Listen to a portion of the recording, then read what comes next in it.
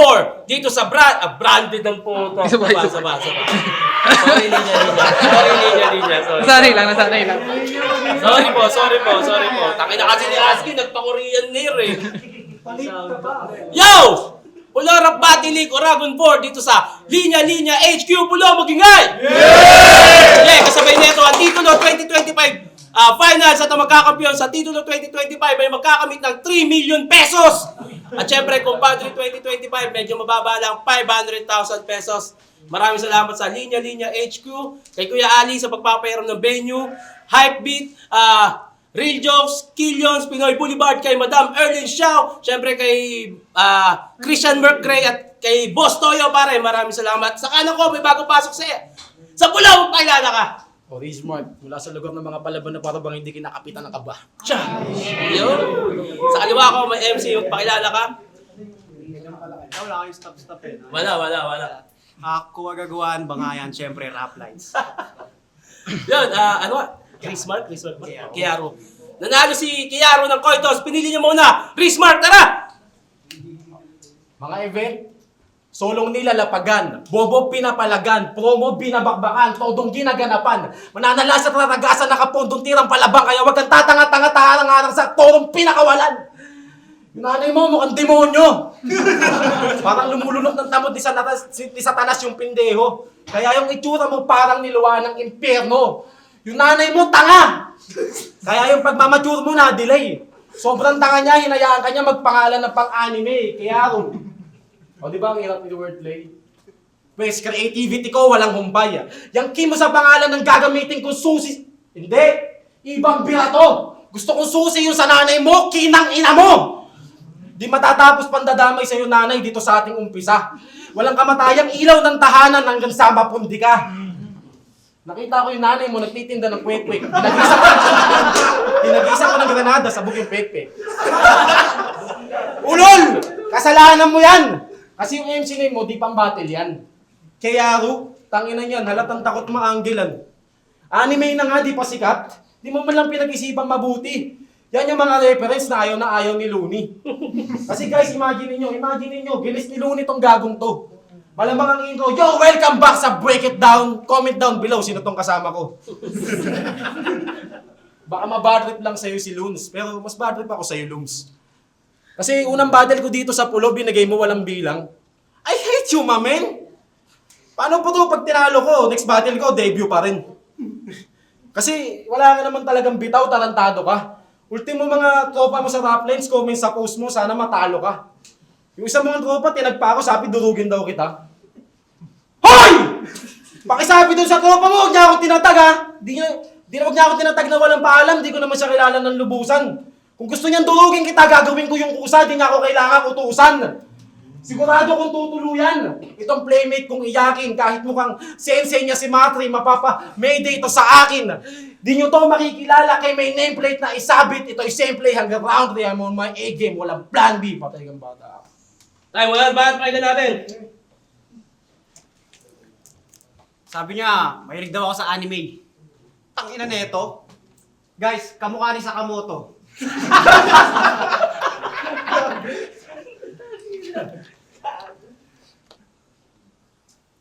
Ang pangit ng mama mo!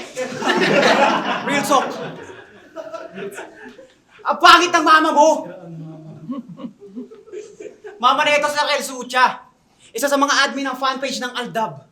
O baka magalit mama mo kasi baka magalit tong asshole kasi dinamay ko mama niya. Shut your bitch ass up! Mama mo na damay, pero wag kang uminig. Angas mo chinek. Yung mama na ito mukhang nagkukojik na Shrek. Real talk. May nag-comment sa post nito ng, hello po, pasabi naman sa mama mo na bayaran niya yung utang niya, kailangan ko na kasi ng pera.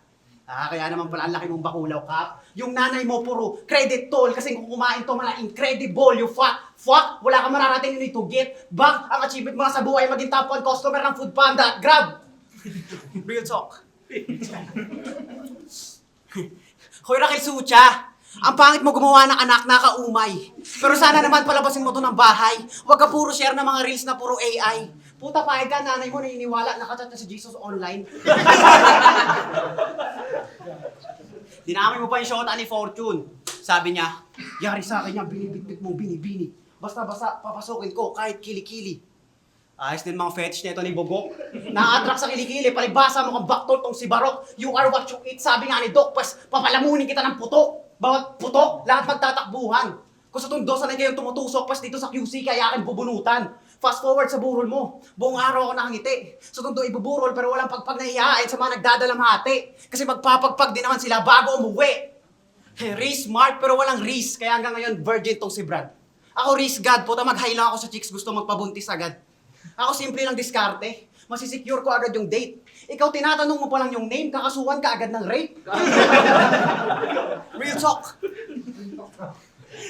So, pag si Yaro ng akit, sasabihin ng Ea, oh my God, he's so aggressive and dominant. Pag si Rismark ng akit, sasabihin ng Ea, Kuya, pas kami sa elephant. Tangina kasi ba't ang laki mo, ang hilig mo, ang hirap mo isama sa mga gimmick. Tirador ka pa nasisig, dapat pulutan kahit mainit, chicken nuggets lang sa'yo yung isang buong itik.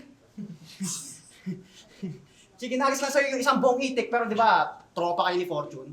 Bakit mo siya inamon at biglang nilabanan? Pero bisto ko na yung mga ganyang galawan. Kunwari, i-hype daw para dikdikan yung laban. Gago, kaya lang naman kayo naglaban para di halata na kayo nagsusulatan. Real talk. Parang ang gago. Kinalaban mo yung sarili mong multo. Eh pag tuwing gabi si Fortune, iniipak mo yung ano. Siya sa round 1, ikaw sa round 2. Tapos hati kayo sa round 3. Kayong dalawa ni Fortune. Hindi lang sa Yosef mo yung 50. Time bundle. Ay, ganyan. Anong bad palitan natin? Wala, matik, di mo ako makukumbinsi, tol. Kung yung mga nakukuha mong reaction galing lang sa mga sarcastic na konsentidor. Master ng Pulo, Kenji ng Motus, Nardo J ng FRBL. Siya, si Kayaro ng Rap Lines. Umaapaw confidence niya dun. Siya daw yung GOAT, feeling niya siya si Jordan. Genuine reaction sa'yo dun. So crowd nyo yung abnormal. Lumalabas lang na sa Rap Lines, di maayos pagpapa-under, bro. Kasi kung doon ka nga nag-debut, tapos binigyan ka ng next battle, ibig sabihin mababa standards nyo. Dito sa Pulo, ang memorable battles, Romano versus Prince Rhyme, Lipcram versus Tulala, tama? Lahat yon free entrance kahit pang superstar na yung status. Sa inyo, 350 yung ticket, main event nyo si X Magus. Hininginan nyo.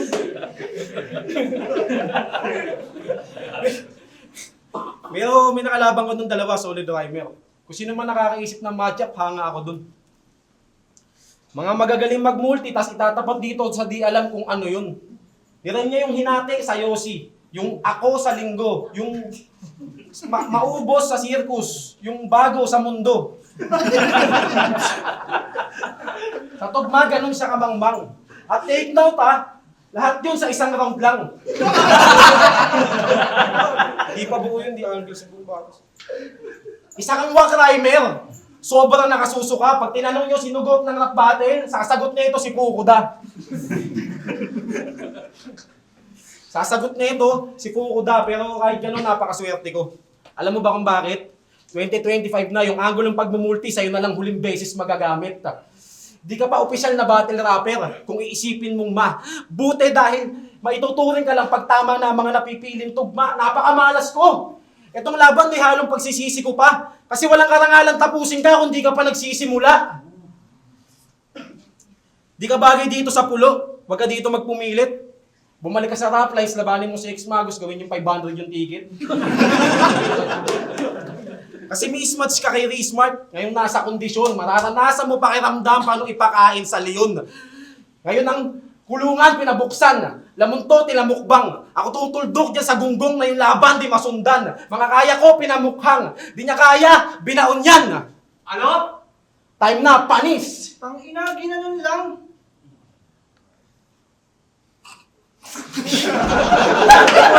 Sabi mo kasi sa bingo! Time na. Time na, time! Para palitan natin.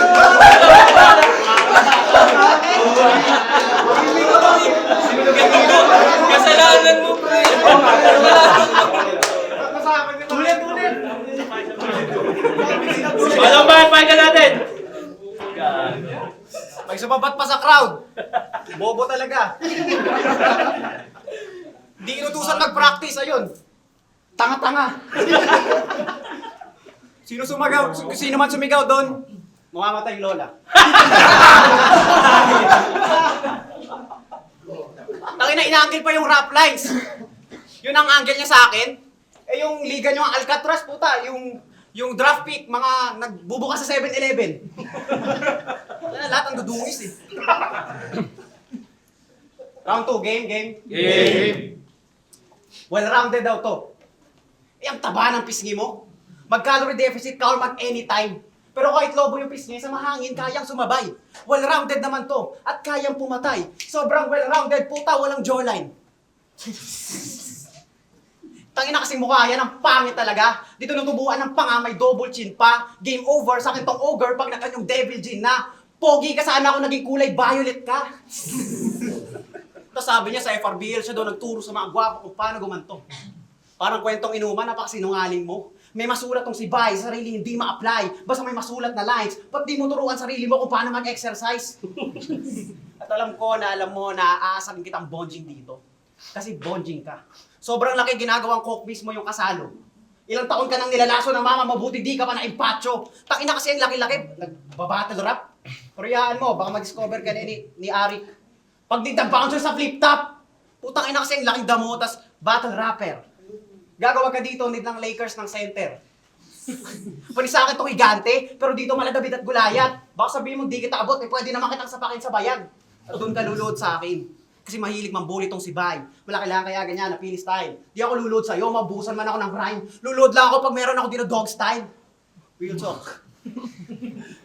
At alam ko, sabihin mo na, kinukumpara ko yung sarili sa baklang maskulado. Kesa naman sa'yo, kinumpara yung sarili sa pepeng nireregla kasi siya daw ay madugo. Eh mas nakakaya pa yung sinabi nito, mas nakakaya pa yun sa namatay ka habang naliligo tapos kita bulbul mo. Bars. Tapos ano daw siya, diamante daw siya sa underground. Sobrang hip-hop. Diamante sa underground? Pues ibabaon ko to. Hukay ako ng hukay sa lupa para armadillo. Pero masyado matangkad. Hindi ko mabaon sa lupa. E di gagawan ko ng paraan. Kung nakalitaw pa yung ulo, tatagpasin ko muna. Tumatawa, sumabay ka na.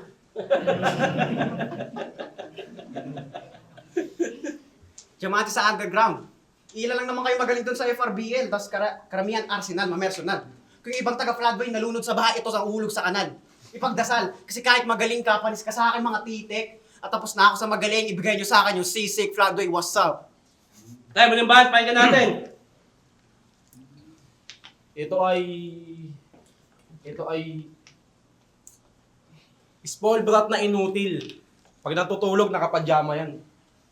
Isang ginseng nakatira sa kondong may shower na walang timba, kaya yung mga brief niya sa rice cooker niya nilalaban. Rice cooker niya nilalaban. Hindi, wala talaga round. Pero sa akin naman yung round 1 at round 2. Pero sige, ito, freestyle. First time. Yung round 3 sa'yo ko napapa-arbor. Okay, round 4. Game? Game! Game ka, di ba? Kasi may linya kang, para akong baklang malaki katawan, tas inalok ka ng tsupa. Tangina mo ka. Ganun ka mang trash talk. Cringy. Awit reference mo, galing Sulasok TV. Hindi nyo alam yun.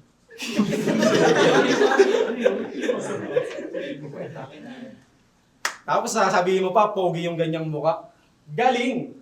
Pero nang alok siya ng tsupa, bading! Yung itsura mo, para kang may best friend na homo na lagi mong inaaya mag-check-in sa Sogo tapos ang trip nyo manood ng same-sex na porno. Mukha ka ng bebechin ng lolo, dahil siyang pwede sa tondo, baka makatikim ka sa akin ng panteke na combo. Yung ikaw ay human being, battle rapper, kuno na yung cadence pang loro, yung brain cells pang chongo, tapos tinapat nyo sa may skill set pang honcho, Shernan. Sa mga oras na to, dapat ikaw ay nagtetek sa Soko kasi malapit na sa date in tong bobo. Maayos pa siya ngayon, pero bago matapos, pupunuin ko ng hate rate tong loko dahil trabaho ko sumira ng buhay parang agent ng Pogo. Ngayon, pag-usapan naman natin yung mumble rap mo. Oo, mumble rapper to. May collab nga sila ni King From D. Pantindi niyan. Pinakinggan ko verse mo doon, ang lupit! Wala akong ma-understand. Tangina mo, malala ka pa sa Bisaya eh. Tapos lintik ako mag-angas. Pag plinay nyo ang kanta nito, tapos pinindot nyo yung auto-subtitle, puro inchik lalabas. Kasi yung mga kanta mo, di nakaka-impress. Di ka mapapalingon. Nakakainis, nakakapikon. Yung boses mo parang may matindi na sipon. Paano ka ba mag-record? Ha, may sipit sa ilok. Nangihikayat pa yung sa Sokbit. Sabi niya, magmambol na kayo. Ito na bago mauuso. Kala mo talaga, napaka-master. Kung tunay yung sinasabi mo, ba't di yung style gamitin mo sa battle? Hindi, pero biro lang yung kakampi niya ako. Kasi ang musika naman talaga malaya. Simple, kung huwag niyong pakinggan kung di niyo kayang bumilib. Ulol! Tumigil kayo para di namin marinig! Oh, tinala kayo mambol, mga boss, kahit sensitibo. Aking ininsulto. Di yan tatagos, di yan epektibo, lalabang ko hanggang sa dulo. Di magtatapos ang kritisismo kung hindi ka matututo, tandaan mo hindi nalalaos ang lirisismo, kaya kailan may di kayo nauso. Tayo, walang bahat, pakinggan natin. Mare ba ito? Last na, game? Game! The fun fact. Alam nyo ba, nagtitinda to ng balot? Real talk yung gabi. Respeto sa hustle, bro. Pero ang pangit ang trabaho mo! Real talk. Fertilized duck egg binibenta para sa ikabubuti ng life. Ito yung revenge para sa mga pinatay mong sisiw, di ka na magsosurvive. Itong magbabalot, ibabaon ko sa lupa, literal na fertilize. At mahilig din to magsabong. Tangina balot, tapos manok. Tangina, may galit ka ba sa bird? May galit ka ba sa bird? Gago, sana balutin ka ng malas. Tandaan mo, mga ibon na di lumilipad, mahal ng Diyos, di kumukupas. Galit sa manok pag ulang itlog siya'y nababanas. Sobrang galit ka sa manok, di siya nagsusuot ng Adidas. Hilig pumatay ng ibon. Sa napakpak ng may kapalang dumaan. Galit sa ibon, para isang kahig, isang tuka ang paboritong kasabihan. Pero ipapaubayan na kita kay Lord. Wala kang balak ang katayin. Di naman ako gaya mo na galit sa ibon, tsaka sisiw ka lang sa akin. Agent to ng sabong. Naghahanap ng mga players. Gagawa napin mo trabaho yung tunay. Itong manok ng tundo ni Smoke ni Fortune para sa akin ni Alay. Ikre-cremate kita para ipakin yung abodi uso sa akin yung katay. Itong pang sabong ng tundo, sabong ilalagay. Play safe ka, gago. Wala kang kahit anong info sa FB. Buti na lang naisipan ko magdagdag ng flavor parang MSG. Kasi para kasi McDo, kasi clown ka, hindi ka tunay na MC. Search ko to sa Google, tapos sabi ni Google, tanungin ko daw si ChatGPT. Walang pagkakakilanlan. Kada battle papalit-palit ng hairstyle ang kulit. Pero okay lang naman sa akin yung ganun, basta kasama pati damit. Pero wala yan sa buhok, try mo magpalit ng mukha, gago. Ako na bahala, pagtapos ng laban natin, manghihiram ka ng mukha sa aso. Siya si Riz Smart, tirador ng mga bantay sa bakery. Siyang walang paki sa monay, basta makain yung monay ni Inday. Or talaga ng mga fetish mo, pre, no? Pues, magkaiba tayo ko sa chasing bread. Kasi pang lasa, di pang masa, diretso oven, nakatodo yung init. Well-rounded ka, di ba? Pues, lika, rocker knife gagamitin pang hiwa. Hati-hati, naluludod sa sariling dugo, parang tomato sauce na. Itong well-rounded, in-slice na parang pizza. Pero hindi pa to ang pinakatodo. Bakit ko ayusin yung performance sa ligang to si Martry ang top tier? Tapos lahat, naangasan na sa freeze project na rhyme scheme. Kaya magkaiba tayo, Repa. Kaya mo namang damay ng pamilya. Ako kaya ko idamay buong liga. Pakyo pulo. Pero, onti lang ano. Last na to eh. Papakitaan ko to ng on the spot freestyle magic. Boss Hernan, magturo ka dyan ng gamit, lalagyan ko yan ng topic. Game?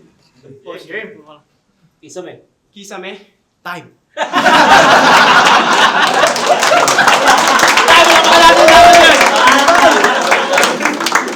Ulorap Battle League, Oragon 4 dito sa Linya HQ. Isang beses pa po na magingay. Maraming salamat sa Linya, kay Kuya Ali, Hypebeat, Real Jokes, Killions, Madam Ernie Shaw, Christian Mercury, Boss Toyo, maraming salamat sa inyo. Pero ang boto ng Orado, 2-1 para kay Riz Smart. Salamat sa pulo. Aware akong mahina yun. Bawi ako pag meron pa. Shoutout kay Kayo. Takang mahina pa yun. Rap line. Judges. Yo, Rice, binoto ko si Riz Mark hindi dahil sa sinamon niya kami.